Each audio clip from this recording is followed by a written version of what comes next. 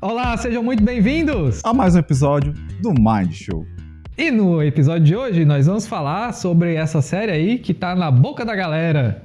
O Senhor dos Anéis. Não, Anéis do Poder. Senhor dos Anéis é o filme que prestava. Cara! Nossa, o cara já começa assim, meu irmão. Já começa o vídeo assim. Ai, eu sou horrível. Vamos saber onde é que isso vai dar depois da vinheta.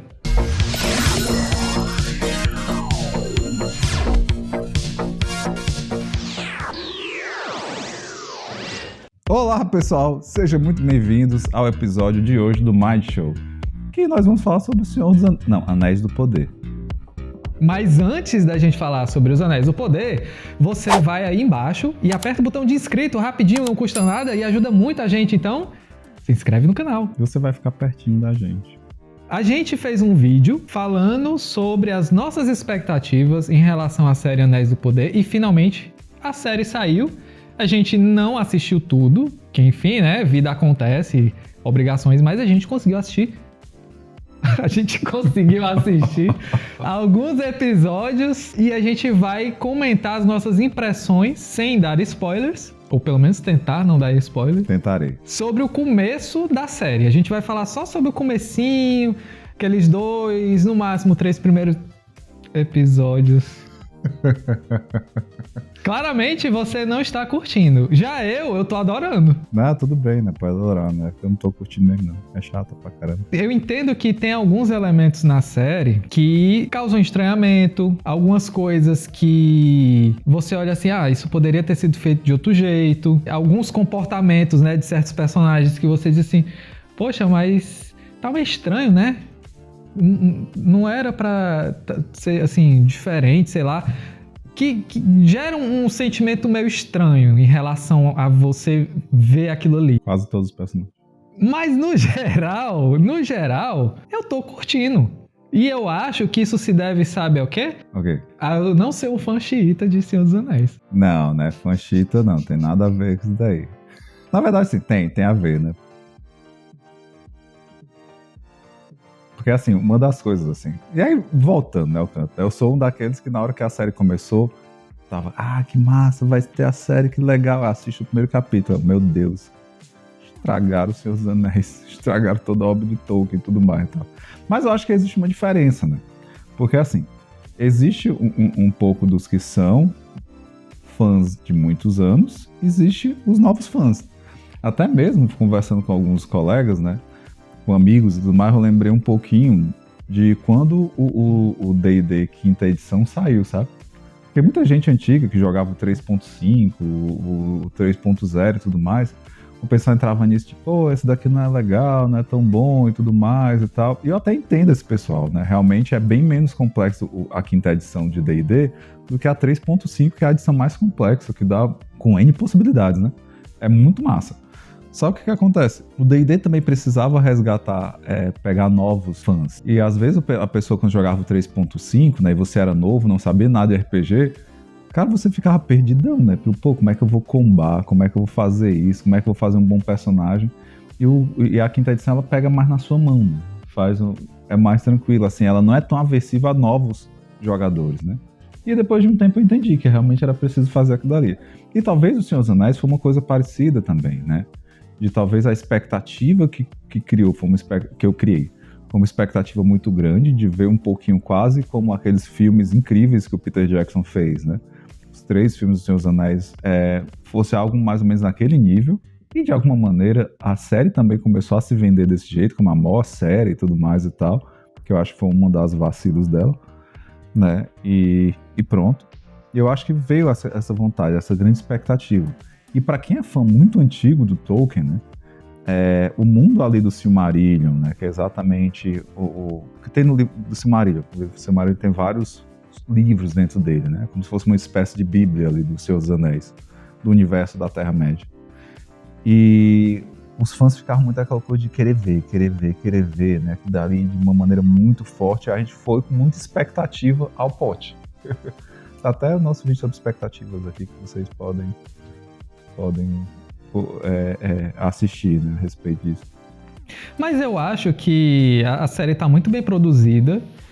Mas algumas coisas me incomodam. Por exemplo, a Galadriel, eu sinto ela muito embotada. Ela é embotada, bichinha mesmo. O que é que eu quero dizer com isso, né? Talvez algumas pessoas não estejam familiarizadas com esse termo, né? Ela não expressa as emoções. Isso. Ela tá sempre com a mesma expressão em todas as situações. Gera um incômodo? Gera. Mas, por exemplo, uma série que eu gostei muito, Mindhunter. O personagem principal, ele também é bem embotado. Nossa senhora, essa série também me dava agonia, mano. Assistir essa daí. Porque o cara parece um robô. Desse jeito, assim, o Steven Seagal. Isso da Galadriel incomoda. Mas dá pra relevar. Incomoda muita gente. Os Galadriéis incomodam muito. Meu Deus. Mas eu achei legal poder ver todo esse plot, né, da série se desenrolando, ver ali os hobbits, não sei se são uma versão mais primitiva dos hobbits, né? Os pés pelos Ver ali os hobbits, eles se relacionando, ver o mistério que vai... Que assim, né, é como se tivesse vários núcleos, é igual... novela da Globo, né? Tem vários núcleos ali, coisas acontecendo simultaneamente e essas coisas vão todas se relacionar no futuro, né? Então, assim, ali tem os elfos, aí você vê o que é que acontece com os elfos no começo, quem leu os livros, quem não leu, enfim. Mas acontece um negócio lá com os elfos e aí eles entram numa guerra de muitos milênios e não sei o quê. Aí você vê os hobbits e você vê a relação dele com as outras pessoas, né, que eles estão sempre fugindo, sempre se escondendo, sempre mudando de lugar, eles são nômades, né, diferente do que a gente vê no Senhor dos Anéis, que eles têm a cidadezinha deles, com tudo direitinho lá. A gente vê também como é que são as relações dos humanos. Então eu achei legal mostrar todos esses núcleos. Você que leu, que tem um conhecimento mais aprofundado da obra, talvez por as coisas não estarem sendo reproduzidas tal qual está descrito no livro, isso te incomode. Incomoda mesmo. Mas assim, é interessante, depois eu entendi, né? Quando eu assisti o primeiro capítulo, eu fiquei pé da vida, né? E aí eu achei que ficou muito ruim, né? Ajeitado, porque faltou um pouco, né? Dele criar uma ligação do telespectador com a obra. A sensação que deu é que faltou um pouquinho disso, sabe? Você não conseguia ali se criar uma ligação lá com o carinha lá, que eu esqueci o nome lá, com a Galadriel, com os elfos lá, o Elrond Nastergaile lá. Ah, você pensa que eu me entreguei? Pode ser que eu vá, mas não é assim não. Fala-me, Nossa Senhora! Faltou. O Elrond é o mind show à parte. Por aí mesmo. Aí faltou, sabe, um pouquinho assim. O Celebrimbor, né, que, nossa, era um dos meus personagens preferidos, assim, do Silmarillion. De repente, você olha, mano, como é que pode? Esse é o Celebrimbor? Sei não, viu? Depois que eu peguei esse capítulo, eu fui ver algumas coisas sobre a série, até pra saber por que foram pra aquele roteiro ali. E eles não tiveram a liberação da família Tolkien pra usar o Silmarillion. Eles não puderam utilizar as informações do Silmarillion, né? Por quê? O Silmarillion era a obra principal do Tolkien, né? Era a obra que ele mais gostava, né? Ela que era a menina dos olhos dele, né? Então, até a própria família Tolkien, né, ela ficou bem fechada em relação a isso daí. Acabou liberando, mas só coisas da Segunda Era, né?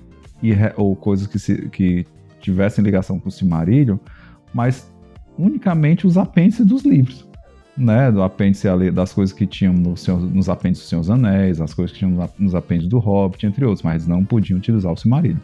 Então até eu entendi, né? É um campo um pouco difícil mesmo, né? Porque eles entraram num lugar e como é que eles iam construir em torno disso, né? Tá, aí por aí vai.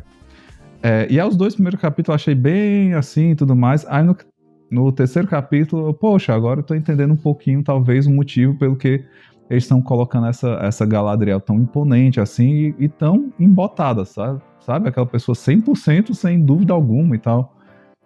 E aí deu uma sensação, né? O motivo, né? Por conta da relação entre ela e o Halbrand, né?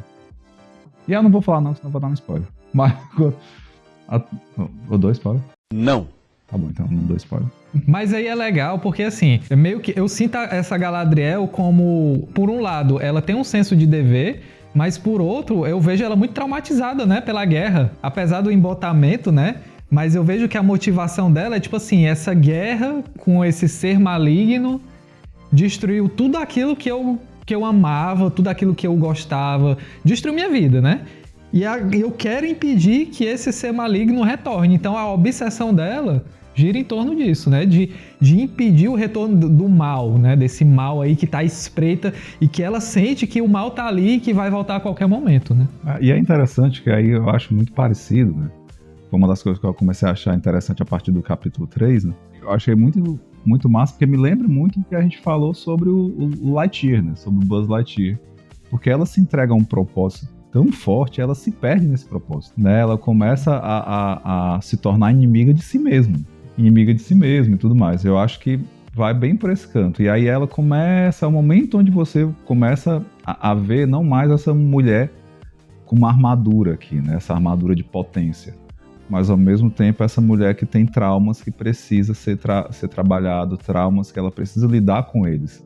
E que talvez as formas como ela lida com esse trauma talvez não sejam as melhores. Eu achei legal também eles mostrarem a relação dos humanos com os elfos, né? Claramente os humanos não gostam dos elfos e de repente ali começam os orcs a aparecer e aí o pessoal, meu Deus, o que é que a gente faz? Socorro, né? Então tem umas partes de batalha bem legais, tem umas coisas bem interessantes. E no final das contas, eu até então, até onde eu assisti, o visual pra mim tá incrível, assim. Eu tô achando os visuais, os cenários, toda a produção tá num nível, assim, muito, muito bom mesmo. Então, óbvio que a série tem os seus problemas, tem as suas dificuldades, tem essas questões aí do roteiro, de não poder usar certas coisas da obra original, e é por isso que ela não tá, talvez, no nível das suas expectativas, mas eu acho que é uma série que vale muito a pena e que a gente pode se divertir bastante assistindo ela. Nem que seja um capítulo por mês, como eu tô fazendo. A gente trouxe aí esse vídeo a respeito dos Anéis do Poder e queria saber um pouco de vocês. O que vocês estão achando ou o que vocês acharam da série? Vocês são do time, ok, tá massa, ou são do time, caramba, não acredito que fizeram isso? Deixa aí o seu like. Ajuda bastante o nosso vídeo, o canal a ganhar relevância. Desce aí rapidinho e aperta o botão de inscrito para poder ajudar o nosso canal a crescer e a gente entregar vídeos com muita qualidade e você ficar sabendo aí dos lançamentos. E até a próxima no Mind Show. Até a próxima, pessoal. Tchau, tchau. Série ruim. Quem é que fala errado na Turma da Mônica? O Cebolinha ou o Cascão? É o Cebolinha. Não, o Cascão. O Cebolinha fala helado.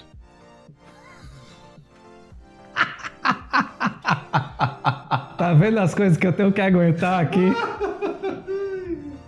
Nossa.